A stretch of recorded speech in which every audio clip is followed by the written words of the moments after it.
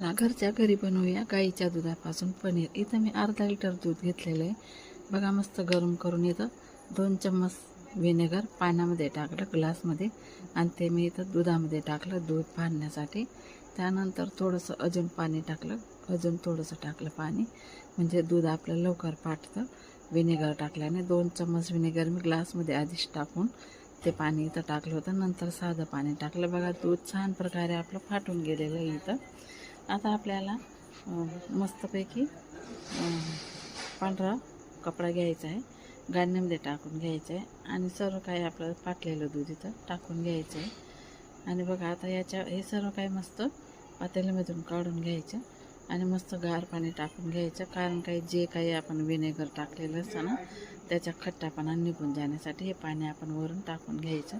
नंतर असं फिट्ट कपड्याने असं पिळून घ्यायचं त्याला.